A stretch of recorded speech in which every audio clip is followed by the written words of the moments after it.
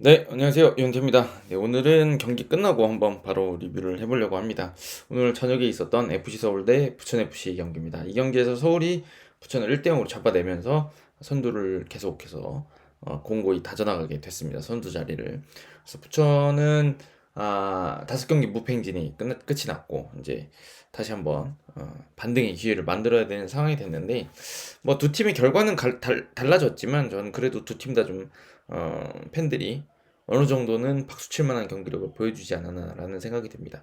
사실 뭐 서울도 지난 경기가 이제 안양한테 7대 0으로 대승을 거뒀기 때문에 이번 경기에서 1대 0 승리를 거뒀으니 이거 뭐야 공격력이 떨어진 거 아니야? 라고 생각할 수 있는 부분이 있고 부천도 최근에 이제 계속 흐름이 쭉 좋았잖아요. 계속 뭐 5경기 무패도 하고 그중에 이제 세 번이나 이겼고 뭐 강원 잡았고 포항 잡았고 전북 잡았고 하니까 흐름이 굉장히 좋은 상황에서 서울 상대로 무득점을 했다는 게 조금 안 좋게 느껴질 수도 있는 경기입니다. 하지만 저는 그렇게 보지 않습니다. 이 경기는 제가 이제 제목에 써놓은 대로 둘 다 잘해가지고 팽팽하게 맞섰기 때문에 1대 0으로 승패가 갈린 경기였다. 라고 생각을 하고 두 팀 다 나름대로 어떤 축구를 하려고 하는지 우리가 어떤 팀인지를 보여주는 한 판이었다는 생각이 듭니다. 물론 서울이 좀 더 잘했어요. 잘했는데 그거는 제가 생각하기에는 그 선제골이 서울 쪽으로 넘어갔던 거 그것 때문에 경기가 조금 더 서울 쪽에 이제 확실히 손을 들어줄 수 있게 된 거지. 전반전 45분만 놓고 보면 야 부천 잘한다 라는 느낌을 받게 만드는 경기였던 것 같습니다. 제가 뭐 부천 팬이라서 드리는 말씀이 아니라 진짜로 부천이 잘한 경기였다라는 생각이 듭니다. 그래서 그 얘기를 한번 좀 드리고 가볼까 하는데 제가 이제 전제로 하나 말씀을 드리면 제가 원래는 경기 끝나면은 하이라이트를 한번 더 돌려보든지 아니면은 그 풀경기를 조금 빠르게 제가 이제 뭐 배속을 올린다거나 아니면 중간중간 뭐 스로인 장면들 같은 거 스킵해가지고 한 번씩 더 보고 리뷰하는 경우들이 많아요. 근데 이렇게 바로 경기 끝나고 바로 리뷰를 하다 보면 올라와 있지 않은 때가 많거든요. 하이라이트도 안 올라와 있고 뭐 2분 하이라이트 올라와 있는데 그거 가지고 뭐 경기 전체를 리뷰하기가 어려우니까 그리고 풀경기는 아예 안 올라와 있고 이런 상황이라서 이럴 때는 제가 좀 디테일한 설명들이 좀 떨어질 수가 있습니다. 왜냐면 돌려보면서 이거 막 설명할 거 이런 거 있는데 라고 제가 러프하게 적어놓은 거를 가지고 이렇게 하는데 그게 좀 안 될 수가 있다는 점을 말씀드리고 그래서 이제 좀 이번 그 리뷰는 조금 큰 틀에서 말씀드리면서 좀 경기를 한번 리뷰를 해볼까 싶습니다. 그러니까 제가 이제 디테일한 부분들은 조금 약할 수가 있다 이런 말씀드리는 거고 그럼에도 불구하고 저는 이 두 팀의 콘셉트를 설명하는 데는 크게 문제가 없지 않을까라는 생각이 들어요. 그래서 한번 진행을 한번 해보도록 하겠습니다. 일단 제가 그 얘기는 드리고 싶어요. 제가 최근에 이제 욕을 많이 하는 팀들이 있습니다. 주로 욕하는 팀이 전북하고 대전입니다. 두 팀은 못해요. 그냥 너무 못하고 너무 선수단 구성에 걸맞지 않는 축구를 하고 있다. 그러니까 오늘 저도 그 이제 컴퓨터로는 이제 저기 전북하고 김천 대 전북 경기를 자그만 그 노트북으로 틀어놓고 이제 큰 텔레비전으로는 이제 서울 부천 경기를 봤어요. 근데 진짜 전북하고 김천 경기는 전북이 너무 못하더라고요. 근데 이제 제가 그 얘기를 왜 드리냐면 이게 순위가 모든 걸 정해 주진 않는다는 말을 드리고 싶은 거예요. 그러니까 FC 서울은 1위니까 잘하고 있고 내용도 좋고 결과도 잘 가지고 오고 있는 팀입니다. 반면에 부천은 전북에 비해서는 좀 순위가 안 좋고 밀려 있는 상황이지만 뭐 차이가 크지도 않지만 부천은 대신에 전북보다는 훨씬 짜임새가 있습니다. 그래서 드리고 싶은 말씀은 상위권은 상위권의 축구가 있어요. 그냥 순위가 2위에 가고 3위에 가서 상위권이라고 할 게 아니라 이 리그상에서 가지고 있는 팀의 위상들이 있습니다. 대체로는 그 돈이 그런 위상을 만들죠. 적극적인 투자를 하는 팀들은 조금 더 공격적인 축구를 해서 승점을 많이 쌓아 올릴 수 있는 축구를 해야 된다라는 게 있고 반면에 조금 전력이 처지는 팀, 특히나 우리나라에는 이제 시민 구단들이 꽤 있으니까 부천 같은 저공 규모의 돈을 쓰는 팀들은 사실은 그들만의 이제 그런 어떤 방법들을 찾아야 됩니다. 그게 이제 보이는 부분들이 있어요. 이번 경기에서도 볼 수 있는 부분들이 그런 자금력의 차이가. 그러니까 부천 같은 경우는 일반적으로는 이런 팀들이 수비적인 축구를 하기 마련이죠. 왜냐면은 공격적으로 맞불을 놨을 때 부천이 서울 상대로 잘 안 되는구나라는 걸 느끼는 장면이 오늘 경기 있었거든요. 그게 이제 후반전 중반 이후입니다. 후반전 중반 이후에 서울이 리드를 잡고 있고 부천 선수들은 수비를 오랫동안 하느라고 힘이 빠져 있는데 부천은 동점을 위해서는 전진할 수밖에 없는 상황이 돼서 뭐 구스타보 바사니 갈레고 그다음에 이제 교체로 들어온 윤빛가람 선수 김상준까지 해서 5명, 그다음에 안태현 이런 선수까지 더해져서 압박을 해보려고 많이 시도하지만 이게 잠깐 불러와 보면 부천이 수비를 하는 상황이었다. 전반전에 수비를 하는 상황이었다. 그래서 되게 수비를 잘했잖아요. 근데 그때를 생각해 보시면 이 선수들이 커버해야 될 그 공간이 굉장히 좁거든요.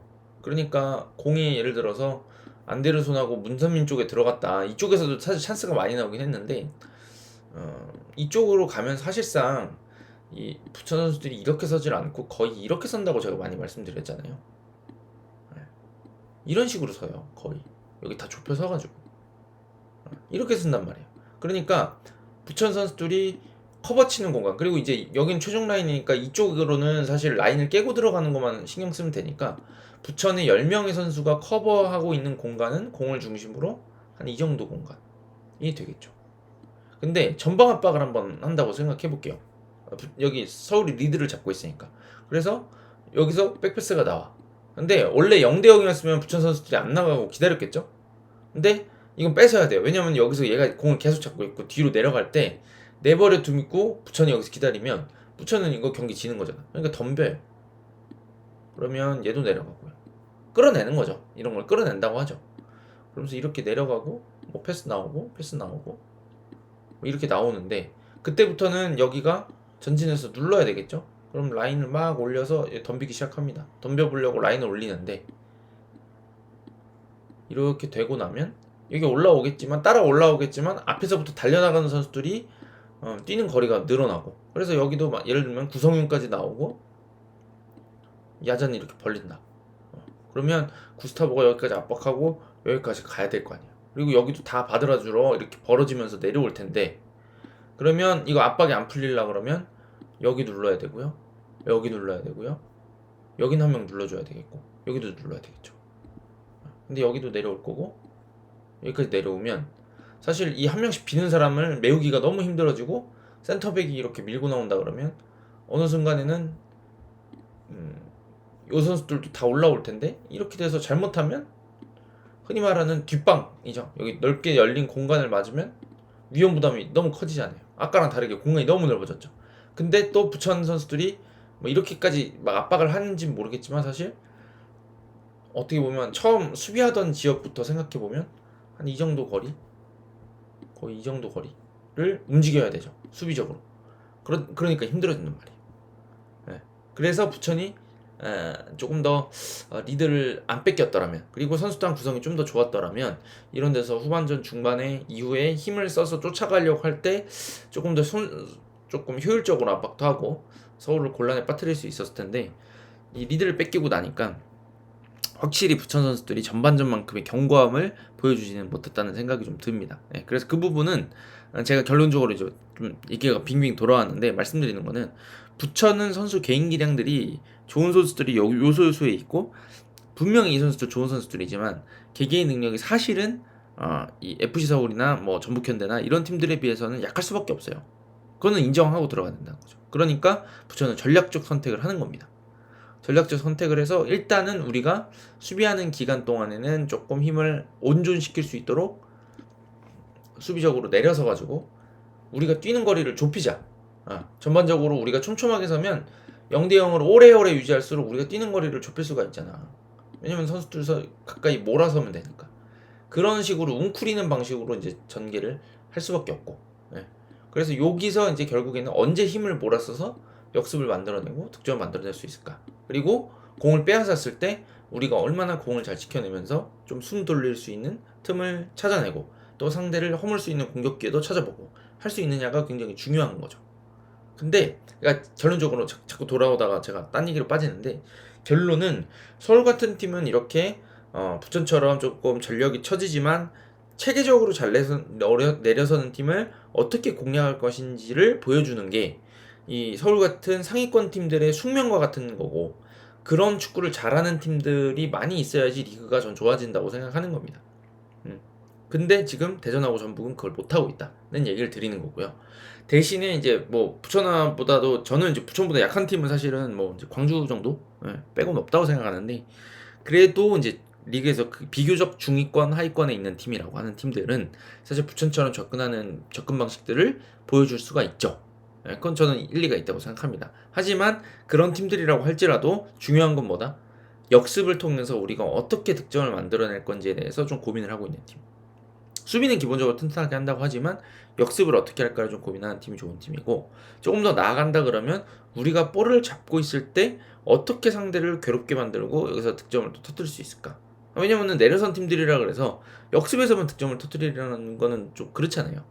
그러니까 예를 들면은 뭐 부천도 비슷한 전력의 팀을 만났다든지, 뭐 예를 들면 저희가 이제 다음 경기가 이제 안양인데, 안양이 저는 부천보다는 뭐 좋은 팀이라고 볼 수도 있다고 생각해요. 저희보다 1년 먼저 승격했고, 하지만 또 부천이 그렇다 그래서 안양 상대로 막 진짜 완전 이번 FC 서울이나 전북현대 만났을 때처럼 내려서야 되냐? 그럼 또 그건 또 아니란 말이죠. 그러니까 부천이 그런 경기를 하는 경우들이 광주 상대로도 있고요. 그러니까 주저죽인 경기를 또 할 때가 있기 때문에, 그렇다 그러면 부천도 내려선 것만 할 게 아니라 본인들이 주도할 때도 어떻게 하는지, 그런 어떤 보관들, 우리가 어떻게 경기를 풀어가겠다고 하는 그런 청사진들을 보여줘야지 이 팀 일리 있게 내려서네, 이런 평가를 제가 하는 거거든요. 근데 이번 경기는 전형적으로 제가 서울은 엄청 길었는데, 서울은 부천의 수비를 어떻게 뚫어야 되는지를 보여줬어요. 물론 득점이 한 골밖에 안 나왔지만 여러 차례 보여줬습니다. 전반전에조차도 많이 보여줬고요. 부천은 서울 상대로 할 수 있는 거를 다 해봤던 것 같아요. 이 중위권 하위권 팀이 할 수 있는 것들을 잘 보여줬고, 오늘 좀 수비에서 약간의 전 실수라고 생각하는데, 좀 불운한 그다음에 실수 이게 나오면서 실점한 거 정도를 제외하면 수비적으로 굉장히 안정적이었다. 그리고 주도할 때도 부천이 서울의 압박에 잘 대처했다는 거 하고, 전방 압박까지 시도하는 점까지 굉장히 좋았다고 생각하거든요. 그래서 그 얘기를 드리고 가겠다고 하면서 10분이 지났습니다. 벌써 12분이 됐는데, 일단 뭐 디테일한 장면들 조금 이제 아주 막 디테일한 건 아니지만 몇 장면들 말씀드리려고 가려고 하는데, 그러니까 그러니까 저기 서울 같은 경우는 지금 제가 보기에는 K리그에서 가장 하프스페이스 쪽 공략이라든지 이 좁은 수비 공략에 이제 드디어 눈을 뜬 것 같습니다. 저는 이제 대전전이 조금 분기점이 된 거 아닌가 싶어요. 왜냐면 지난 그 안양전에서도 비슷한 장면들이 많이 나왔거든요.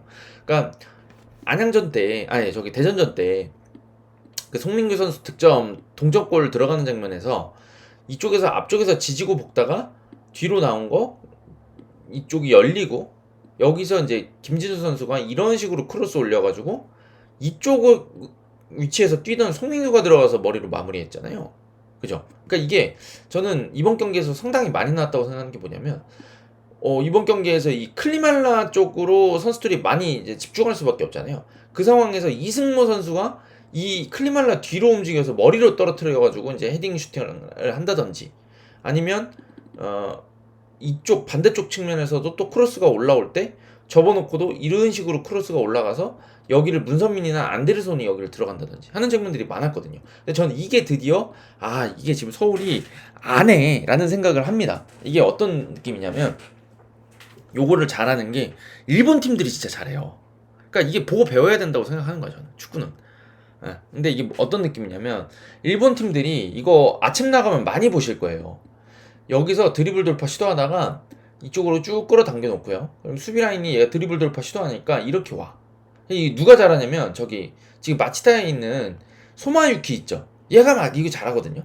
그래서 이쪽을 쭉 오른발로, 예를 들면 그러니까 반대발 윙어가 여기서 오른발로 툭툭 밀면서 일로 접근을 해옵니다. 이거 안데르손 잘하겠죠. 문선민도 잘하고. 그러다가 이쪽에서 어느 순간에 얘를 일로 당겨놓고 여기서 오른발 바깥으로 툭 잡아놔요, 공을. 그래놓고 여기서 이 대각 크로스가 이렇게 넘어가는데, 사실 얘가 이걸 자를 수 있는 각이 되지만 여기에 더해서 얘가 여기를 들어가서 끊는다든지, 이 바깥쪽에 있던 선수가 이쪽으로 아예 넘어가면 들어오면서 이거를 직접 마무리하기도 하지만, 보통은 여기서 이거를 이렇게 연결을 해주면 여기 들어오던 클리말라가 자기는 넘어갔지만 이거 들어오는 거 그냥 빈골 때 마무리하는 거, 이거 J리그 팀한테 골 먹을 때 많이 먹는 장면 아니에요? 그렇잖아요. 근데 요런 느낌으로 지금 서울이 공격 전개를 잘하고 있습니다. 대전전 때 이렇게 들어갔어요. 그죠? 대전전 때 여기 중앙 쪽에 있는 선수들 넘어서 이 대각으로 넘어가서 이 송민규 머리에 맞아 떨어졌다고요. 근데 이게 언제도 나왔냐면 안양전에도 나왔죠. 첫 번째 골 들어갈 때, 정승원 들어갈 때. 그러니까 그것도 보시면 김진수 선수가 여기 잡아가지고 여유 있게 딱 잡아가지고 넘겨주는데 이쪽에도 선수들이 있어서 그 어그로를 흔히 말하면 끌어놓고 이 바깥쪽에서 들어오는 정승원이 마무리하는 거죠. 이번 경기도 그게 되게 많았어요. 그래서 문선민도 계속 여기서 원래 같으면 이 문선민의 단점이 여기서 드리블 돌파 계속 시도하다가 이제 공 뺏기고 턴오버 하는 게 이 선수가 좀 답답하다 그랬던 건데 오늘 경기 보시면 문선민 선수가 이쪽에서 계속 볼 지켜내면서 툭 잡아놓고 이 크로스 반대쪽으로 넘기는 크로스를 제 기억에 한 2번인가 3번 시도했거든요. 그러면서 여기 안데르손 박수일 이쪽 안데르손하고 문선민이 또 이거 좌우를 바꾸기도 하고요. 네. 그 다음에 여기서 지네가 주고받기도 하고요. 그래서 이렇게 서 있을 때도 있어요. 어떤 때 그래 놓고 준 다음에 들어갑니다. 내가 하프스페이스 설명하다 이렇게 됐는데 이쪽에서 본인이 끌고 가다가 여기 연결한 다음에 그 다음에 이렇게 가버려요. 하프스페이스를 이거 달라는 거죠. 그러다가 안 주는 것 같으면 슬쩍 빠져나와요. 옵사이드였지만 이제 빠져나와 이렇게.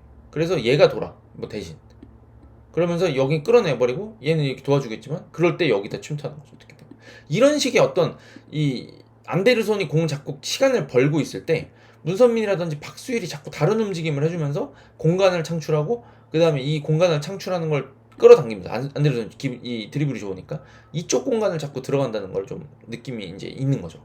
그래서 여기서 이 반대쪽에 있는 이승모 선수는 주로 침투해서 마무리하는 본인이 받는 위치를 많이 들어갔다 그러면 공격 전개는 안데르손 문선민 쪽에서 오히려 티키타카가 좀 더 되는 느낌이 좀 있죠. 그래서 요게 굉장히 지금 잘 되고 있고 또 하나는 빌드업 상황에서 사실 이게 손정범 선수가 원래 잘했던 느낌인데 요즘에는 문선민이 더 잘한다고 느끼는 것 같아요. 특히나 제가 느끼기엔 또 스타일의 차이가 있는데 문선민 선수가 손정범 선수랑 비교하면 확실히 이제 공격수 유형이잖아요. 그러니까 전진성이 더 좋다고 생각하는 것 같아요. 그래서 계속 요즘에 문선민이 그 저기 안양전에도 선발 출전했잖아요. 그래서 그 측면에 나오는 게 아니야. 원래 우리 문선민 측면이라고 생각했는데 얘가 자꾸 메잘라로 나와요. 그래서 여기서 뭘 하냐면 본인이 전개에 많이 가담하는 유형이라기보다는요. 그러니까 이승모 선수는 뭐 볼 돌릴 때 이렇게 내려가는 경우들도 훨씬 잦거든요. 근데 문선민 선수는 딱 이 애매한 위치까지 내려가서 볼 받아. 그러면서 이거 어떤 때 그냥 흘리고 뛰어버려요. 뭔지 아시죠? 이거 약간 문선민 시그니처잖아. 바다로 내려가서 잡아놓고 처음 해놓고 흘려가지고 드리블 돌파 시도하는 거지. 그러면은 막 안데르손이 여기 이제 바로 뛰는 겁니다. 그래서 약간 여기는 전형적인 우리가 생각하는 미드필더 유형이 아니라 그 안으로 좁혀선 것 같은 윙포워드 같은 느낌의 선수들이 메잘라로 움직이면서 서울은 이 어떤 그 세밀한 공격 전개들을 많이 하는 겁니다. 그러니까 여기 이거 바꾸기도 해버리고 이것도 되잖아요. 그래서 혼란을 막 자꾸 주는 거죠. 공간도 만들고 서로 위치도 바꾸고. 근데 이제 이게 후반이 되면 어떻게 바뀌냐면 여기가 갑자기 이렇게 바뀝니다. 이게 이제 저기 대전전이잖아요. 근데 이렇게 바뀌어도 별로 어색하지가 않아요. 여기 움직이는 두 선수가 유형이 다 아시잖아요. 이 두 선수 다 드리블러, 솔로 플레이어 유형의 선수 그런 성향이 있는 선수들이고 득점력도 있는 편이고 잘 될 때는 그 다음에 주변도 쓸 줄 아는 거는 송민규 선수가 좀 더 잘 쓰죠. 근데 그런 선수들이 여기 배치가 되고 여기는 오히려 안데르손이나 정승원 선수가 또 약간 미드필더 성향들이 있잖아요. 볼도 잘 달고 패스도 좀 할 줄 알고 그러다 보니까 여기를 오히려 뛰는 거를 이쪽한테 많이 맡기는 유형이 돼가는 것 같아요. 물론 여기도 잘 뜁니다. 그래서 이게 서로 얘도 깊이 들어가고 얘도 깊이 들어가고 어떤 때는 얘가 여기 잡고 있으면 얘가 여기로 들어가고 하면서 계속 침투할 수 있는 여기 어떻게 보면 2선 그 다음에 클리말라까지 더하면 이 맨 앞 5명을 꾸리고 있다. 그러니까 결국에 지금 서울이 약간 부진했던 흐름을 대전전에서 뭔가 그 활로를 열고 하면서 답을 찾아낸 느낌이에요. 저는 하프스페이스 침투도 되게 잘 되고요. 여기서 아까 말씀드렸던 것처럼 본인들이 맨 앞라인을 쭉 밀어가지고 공격적으로 침투하면서 쭉 밀어놓고 뒤로 왔을 때 크로스가 올라가는데 얘따 클리말라야 하고 그냥 대충 올리는 크로스가 아니라 목적성이 있게 클리말라 뒤쪽을 노려서 그래서 약간 느낌이 얘네 둘은 넘어가는 거를 목표로 하고 그 다음에 여기서 침투하는 선수가 있어서 떨어질 수 있게 떨어지는 걸 해결할 수 있게 오히려 들어오는 선수들이 힘을 낼 수 있게 만드는 방식으로 계속 크로스를 시도합니다. 거기서 효과가 나와요.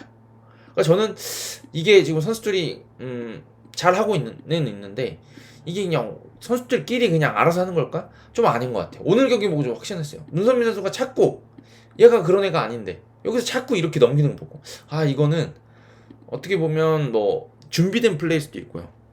준비된 것까지는 아니라고 하더라도 대전전이랑 안양전에서 재미를 보니까 요거를 연습해온 게 아닐까? 요거 효과적인데, 그러니까 이게 뭔가 우리가 꼭 이걸 해야 돼라고 한 게 아니라 그 경기들을 리뷰하면서 보니까 요거 괜찮은데, 야 이걸 우리가 좀 더 자주 써보자.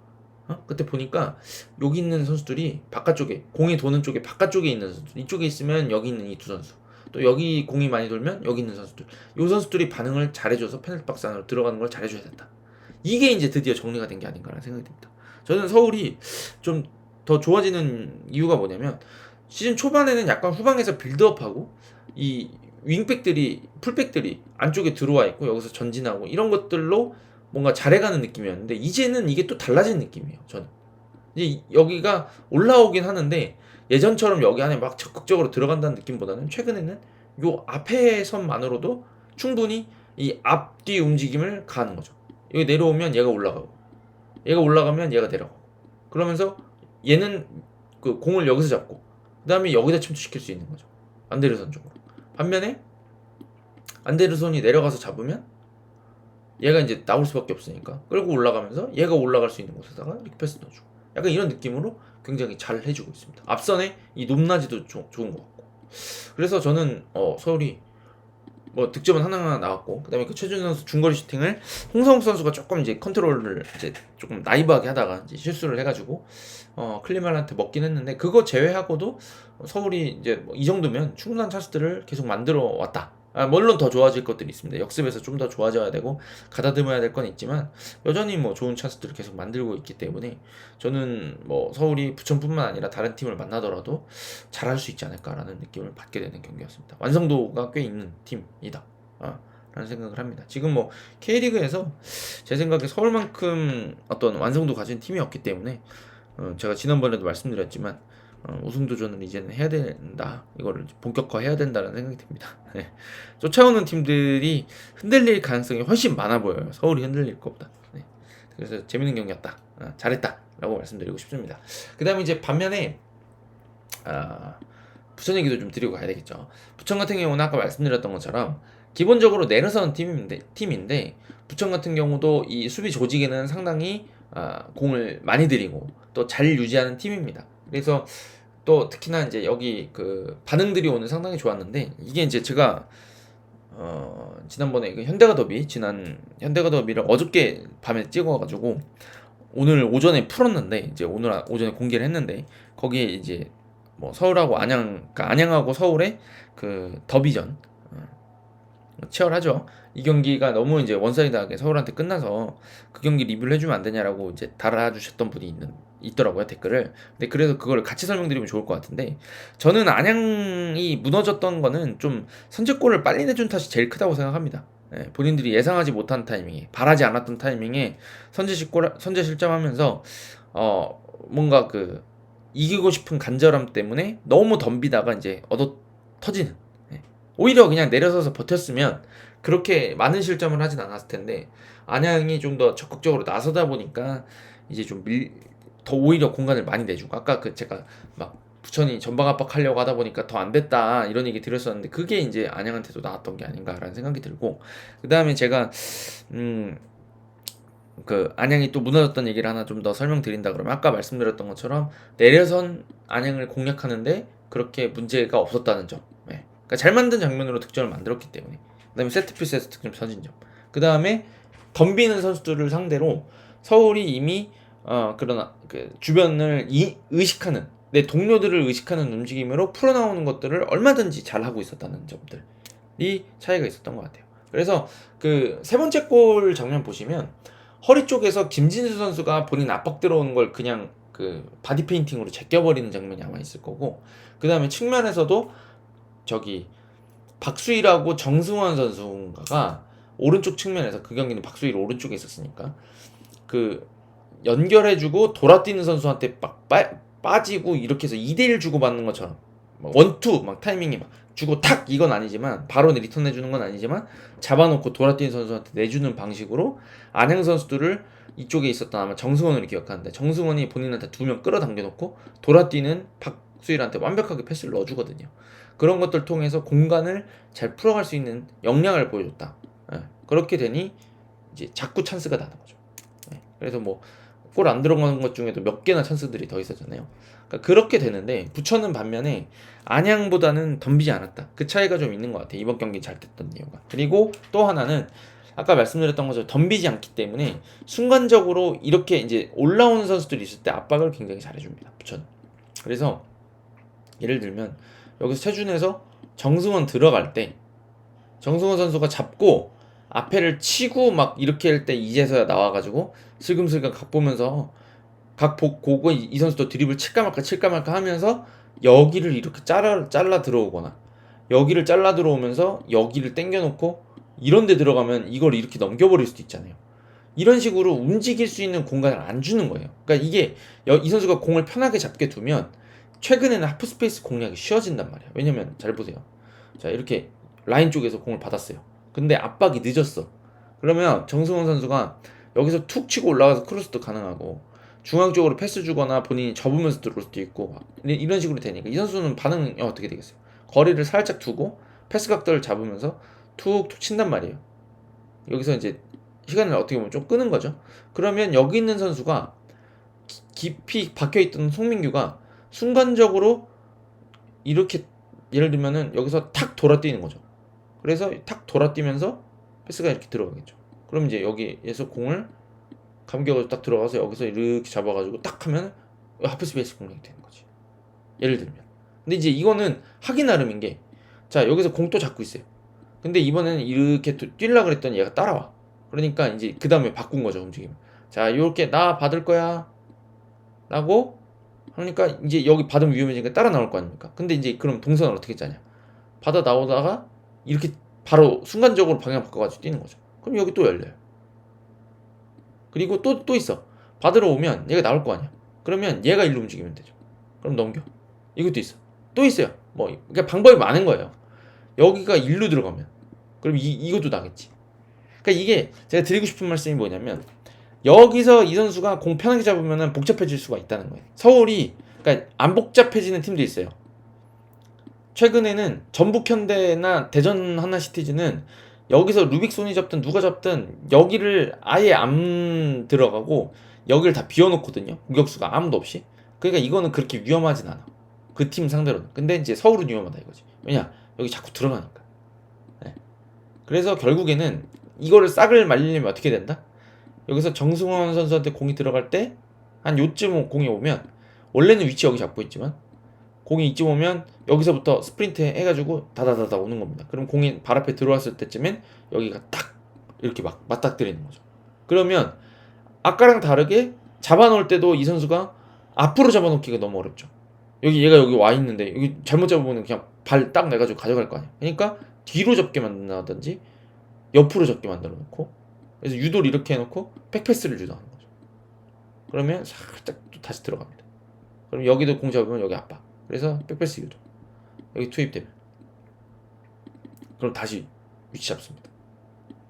그래서 측면에 누가 딱 들어오면 또 위치 잡고 있다가 탁 튀어나왔어 잡고 백패스 유도. 이렇게 하는 거거든요. 요거를 굉장히 잘합니다. 네. 부천 선수들이. 네, 그래서 부천 선수들이 상당히 이번 경기에서 이런 퀄리티를 보여주면서 반응을 잘했고요. 근데 그럼에도 불구하고 서울이 특히나 안데르손 문선민을 앞세워서 왼쪽 측면에서 상당히 뭐 예를 들면은 뭐 패스 들어갔을 때 탁 잡으려고 하는데 여기를 그냥 안데르손 1대1로 돌파를 순간적으로 해가지고 흔들어 놓는다든지 뭐 돌파에 성공하지 못한다고 하더라도 위치를 이쪽으로 당겨 놓는다든지 본인 쪽으로 그러면서 이제 공간들을 만들어내는 점들도 있었고 주고받는 플레이를 통해 가지고 문선민 쪽에 투입시켜서 아까 말씀드렸던 것 같은 크로스를 이렇게 대각선으로 시도한다든지 이런 식으로 공격적으로 전개들을 잘 했습니다. 근데도 이제 기본적으로는 부천이 수비가 단단했다. 그리고 저는 이번 경기에서는 반응들이 다들 좋았던 것 같아요. 여기서 이렇게 넘어갈 때 한 번도 여기를 완벽하게 내주지 않았던 것 같아요. 홍성욱 선수가 한 두세 번인가 몸 날려가지고 클리어한 장면들이 있었잖아요. 여기서 막 걷어내는 장면들. 그거 보시면 다 대각으로 넘어오는데 그걸 홍성욱 선수가 기다리지 않고 누군가 해주겠지? 앞에서 패트릭이 하겠지? 이런 식으로 생각하지 않고 야 저거 넘어온다. 이게 마치 준비됐던 것처럼 여기서 집중력을 잃지 않고 계속 걷어내줬거든요. 그러니까 덕분에 서울 부천의 수비가 굉장히 돋보였던 것 같아요. 그래서 제가 언제였지? 전북하고 부천전 리뷰하면서 제가 그랬어요. 부천이 이긴 거 너무 좋은데 저는 이런 경기 그렇게 좋아하진 않는다. K리그 리뷰하는 사람으로서는. 그러면서 제가 아니 공격을 되게 잘하고 공격을 아기자기하게 잘하고 부천이 그거를 막 걷어내고 하면서 멋있게 클리어링을 해내고 할 때 야 부천 수비 잘합니다. 이번 경기 너무 잘했어요. 이렇게 하면서 두 팀 다 좋다 잘했다. 막 이런 경기들을 좀 보고 싶다 이렇게 얘기를 막 드린다 이런 얘기를 제가 드렸었는데 이번 경기가 좀 그런 유형에 가까운 경기였다는 생각을 합니다. 부천이 수비를 되게 잘한 것처럼 느껴지고 실제로도 잘했어요. 멋지게 걷어내는 장면들, 몸을 던진 수비들 막 이런 것들이 나온단 말이죠. 근데 공격 못하는 팀하고 만나면 여기서 그냥 막 맴도는 거예요. 계속 시간은 부천은 덤비지를 못하니까 시간은 거의 이쪽에서 한 60% 경기 시간 70-80%가 이 부천의 수비 조직 밖에서 돌고 여기 들어오는 것도 투박하게 들어오니까 다 헤딩으로 걷어내어 버리고 간단한 거죠.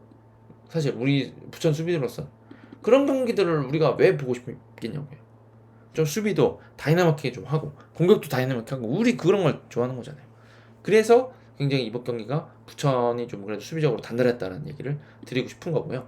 그 다음에 또 하나 더 말씀드리면 부천이 공 잘 돌렸다고 저는 생각합니다. 전반전에 부천이 요소들을 다 보여줬던 것 같아요. 부천이 잘하는 플레이가 뭐냐면요. 제가 좀 부천 자랑을 하자면 부천은 공격 전개할 때는 이 풀백들이 굉장히 적극적으로 올라오는 팀이고 뒤는 셋만 남겨놓습니다. 사실 그게 이 부천의 특징이고요. 그 다음에 부천이 잘하는 플레이가 뭐냐면 조금은 어떻게 보면 속도를 죽인다. 속도를 안 붙인다라고 느끼는 생각이 들 때도 있지만 그거는 부천이 또 체력을 관리하는 방법이기도 해요. 특히나 갈레고가 있고 할 때는 갈레고 이 선수가 워낙 이제 야생마처럼 잘 뛰는 선수라서 혼자 가가지고 해결해주는 경우들이 많아서 부천하고 궁합이 전 잘 맞는다고 생각하거든요. 왜냐면 얘는 그렇게 막 죽어라 앞으로 가서 뛰고 나머지들이 수비 좀 더 열심히 해주는 거죠. 그리고 갈레고가 이제 내킬 때는 수비 많이 도와주는 선수고 하니까. 근데 이제 그 말씀이 뭐냐면 특히나 부천은 2부 리그에 있을 때도 전반전은 0대0으로 끝내는 경기가 상당히 많은 팀입니다. 그리고 후반에 좀 힘을 쓰는 팀이거든요.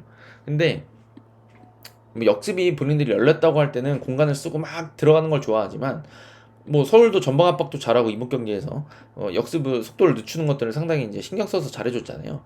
그런 경우에는 부천이 잘하는 것들이 단순하게 내주는 플레이들을 잘해요. 그래서 예를 들면은 리턴 나오는 것들인데 여기서 이렇게 연결될 때 본인이 압박받을 때 이거 미련 없이 그냥 뒤에다 내주는 겁니다. 그럼 오히려 이 선수는 좋은 게 뭐냐면 예를 들면 뭐 이 그림상으로 여봉훈이 김민준한테 넣었다. 그러면 김민준 선수는 공 받으니까 몸 방향이 이쪽을 보고 있겠죠? 일반적으로. 그렇다 그러면 본인이 볼 받았을 때 앞으로 가고자 한다 그러면 잡아놓고 공을 일로 쳐놓고 드리블 돌파를 해야 되는데 얘가 뒤에 있으면 이게 너무 어렵잖아요. 그러니까 이거를 시도를 하다가 잡아놓으려고 하다가 안 돼가지고 돌아 나오는 상황이 된다 그러면 템포가 여기서 잡아놓는 거 앞으로 치는 거 혹은 잡아놓고 치는 걸 한 번에 같이 하더라도 2번 3번 해야지 백패스가 나오거든요. 근데 그러면 아시겠지만 여기가 다 재정비가 돼요. 서울 수비가. 근데 이제 부천이 잘하는 게 뭐냐면 이런 때 왔을 때 미련 없이 리턴 내주는 장면들이 있어요. 압박 들어온다고 할 때 리턴을 되게 잘 내줘. 가까운 선수한테도. 심지어 이런 뭐 이상적으로 보이는 경우가 아니고 이런 장면에서도 여기다 이렇게 리턴 해주는 경우가 꽤 있거든요. 근데 이런 장점이 뭐냐? 얘는 아까 말씀드린 것처럼 이쪽을 보고 공 잡지만 여기는 미드필더는 어떨까요? 얘는 올라오고 있었을 거 아니야. 그러니까 얘는 여기를 보고 있다. 그러면 아까 김민준이 여기서 공 잡아서 예를 들면 전진하려고 한다. 그럼 목적이 뭐냐면 얘가 몸을 돌리는 거잖아요. 근데 얘는 이미 돌려놨다고. 그러니까 여기서 그냥 리턴을 한 번에 내주는 게 더 좋은 선택일 수 있다는 거예요. 대체로 전 그렇다고 생각하는데. 그리고 김민준이 이 다음에 어떻게 움직이냐. 송예건 선수가 여기서 공 잡으면 예를 들면은 이런 데다가 막 원터치 내주는 경우도 꽤 있거든요. 부천이. 이런 거 잘해요. 부천이. 여기다 투입시키고 리턴 해주고 이거 원터치로 앞으로 돌려치는 거 이런 거 잘하는데, 그러면 얘가 할 수 있는 게 달라지는 게 여기서 구스타보한테 들어가면 전진하면서 들어오면 공을 패스를 받을 수가 있는데, 그럼 아까랑 달라진 게 뭐죠? 성예건하고 구스타보를 거친 덕분에 김민준 선수가 이때는 앞을 보고 잡을 수 있어요. 요 차이가 있어. 근데 요거를 아주 잘하진 못했어요. 그러니까 마무리까지 가는 건 아닌데 이런 식의 어떤 그 콘셉트가 보이는 움직임들을 부천이 잘했다. 오늘 몇 가지 보여줬다는 게 있고, 그 다음에 부천이 또 오늘 자주 시도했던 게 이 패트릭이라든지 이런 이 측면에 있는 스토퍼들이나 이런 선수들이, 혹은 이제 카즈도 마찬가지고 성예건 선수도 있고 탁킥이 있는 선수들이니까 여기서 반대편 이렇게 쭉 때려주는 패스들 잘 안 됐지만 잘했어요. 이건 시도를 해야 돼요. 왜냐면 서울이 압박을 들어오고 있는 와중이고 방향을 이쪽으로 가하고 있을 때 이쪽 넓은 쪽을 쓰면은 이게 압박 풀어놓는 제일 쉬운 방법이잖아요. 근데 이런 식으로 롱볼을 계속 시도하더라고요. 그러니까 결국에는 부천은 서울이 전방 압박을 시도할 수 있는 팀이고, 또 이제 공 끊어졌을 때 바로바로 압박하는 팀인데, 나름대로 이렇게 짧은 원터치 패스나 투터치 패스를 이용해서 풀어나오는 경우들이 꽤 있었고, 그 다음에 풀어나온 다음에는 후드려 패주는 이 롱패스를 통해 가지고 공간도 넓게 쓰려고 시도를 했습니다. 그래서 저는 부천이 공을 잡고 있을 때 그렇게까지 불안하지 않았어요. 공 수행권 잘 지켜. 여기 성예건 카즈 중심으로 해가지고 잘 지키고, 리턴 내주는 걸 통해가 잘 지켜주고, 네. 그 다음에 전진도 잘 곧잘 시키고, 네. 그렇게 하니까 부천은 경기력이 나쁘지 않아 보였죠. 저는 지공 때조차도 전반전에는 꽤 안정적이었다는 생각을 합니다. 그런 게 쉽지는 않거든요, 사실. 서울 상대로. 뭐 전북 팬들 혹시 이걸 보고 계실지 모르겠지만 죄송하지만, 오늘 정정용 감독 뭐 그런 얘기 했잖아요. 1차 빌드업에서 뭐 자신감을 가져야 된다. 뭐 봉창 자다가 봉창 두드리는 소리인지 모르겠는데, 1차 빌드업에서 자신감이 있으려면 팀이 볼을 잘 돌려야지 개인이 볼 잘 돌리는 걸 되겠습니까 지금? 왜냐면 받아주는 선수들이 중요하다고 그렇게 말씀드렸잖아요. 받아주러 내려와주고 움직여주고, 네. 이런 것들 잘해줘야 되는데 그게 안 되고 있는 상황인데, 부천은 된다 이거지. 네. 부천은 받아주는 선수들 움직임이 되게 좋았습니다. 그래서 좋게 봤고, 그 다음에 후반전 중반에는 또 전방 압박도 한 두세 번 정도 시도해가지고 서울의 롱킥을 유도하는 장면들도 나왔습니다. 그때도 다 맨투맨 잘 잡고 잘 들어갔어요. 근데 이제 후반전 막판 쪽에는 힘이 떨어져가지고 전방 압박 강도가 낮아지고 노골적으로 이제 그 서울이 우리 돌릴 거야, 너희 끌어낼 거야 하다 보니까 못 덤빈 게 있었어. 너희 끌어내면 우리가 뒤에 칠 거야 이렇게 해버리니까. 그래서 화끈하게 압박을 못한 게 좀 아쉽긴 한데, 근데 힘이 있을 때는 꽤 잘했거든요. 저는 이제 이걸 어떻게 보냐면, 부천이 꼭 이번 서울전뿐만 아니라 장기적으로 봤을 때는 어느 순간에는 부천도 장기 플랜을 가지고 있는 팀이라 그러면, 어느 순간에는 이 K리그 1에서 오랫동안 살아남으면 공격적인 축구를 해야 될 거예요. 그리고 이제 이영민 감독님도 올해는 시즌 초반에 조금 헤맸기 때문에 어려운 시기가 있었으니까 내년부터는 좀 더 잘하고 싶고 빨리 성적을 올리고 싶을 텐데, 그럴 때는 덤비는 축구를 해야 되거든요. 그런 것들도 염두에 두고 있는 것 같다는 생각을 했습니다, 저는. 네. 그리고 오늘 인터뷰 보니까 김민준하고 김승빈이 잘해줘야 된다 라는 얘기는, 결국에 바사니하고 갈레고 같은 롤을 너희가 해줘야 돼. 없을 때는 니네들이 잘해줘야 된다는 얘기인데, 그거는 결국에는 부천이 외국인 선수들을 어느 순간 내보낼 때를 대비해서 또 준비하고 있고, 부상에 또 대비하고 있고 라는 생각이 좀 들거든요. 그런 의미에서는 부천은 시즌 중반 넘어오면서부터 K리그2에서 부천이 가지고 있던 어떤 색깔들을 보여주고 있습니다. 부천이 항상 늘 그 K리그2에서 4위, 5위, 뭐 3, 4, 5를 왔다 갔다 하는 이 정도 팀이었잖아요, 대체로. 근데 지금 K리그에서는 사실 뭐 전력적으로 이제 돈 쓰는 거나 이런 것들 차이가 있으니까 그만큼은 못 가겠지만, 제가 느끼기에는 한 7, 8, 9 아니면 8, 90 7, 8, 90에서 왔다 갔다 할 수 있는 정도의 완성도는 이제 갖춘 거 아닌가. 상위 스플릿을 조금씩 넘보면서 할 수 있는 정도가 된 게 아닌가 하는 생각이 듭니다. 뭔가 선수들도 템포가 적응된 것 같아요. 그게 지금 지난 5경기 무패로 나왔던 것 같고, 그렇게 어려워하지 않아요. 이제 K리그 1 팀들 뭐 해볼만 하네 이렇게 하는 게 느껴집니다. 그래서 상당히 좋은 경기였다. 그래서 두 팀의 이제 경기는 뭐 서울이 이겼지만, 저는 뭐 부천 팬들께서도 물론 뭐 승리를 못했는데 이 경기를 뭐 만족스럽다라고 말씀드리는 거는 좀 문제가 있고, 또 팬들께서도 동의를 안 하실 거고 하지만, 그래 그 장기적인 흐름에서 보자라고 제가 말씀을 드린다 그러면, 그래 장기적인 흐름에서 본다 그러면 그래 앞으로 더 좋아질 가능성이 큰 것 같고, 선두팀 상대로 이 정도면은 그래 나쁘진 않았다. 좋다고 할 수는 없지만 나쁘진 않았다. 이렇게 평가를 하지 않을까라는 생각을 해봅니다. 저는 전반적으로 두 팀에게 모두 박수를 치고 싶은 경기였고 서울은 뭔가 우승의 자격을 보여주는 그런 경기였다고 한다 그러면 부천은 잔류할 수 있는 저력을 보여주는 경기였다. 이렇게 평가를 드리고 싶습니다. 네, 가보도록 하겠습니다. 감사합니다.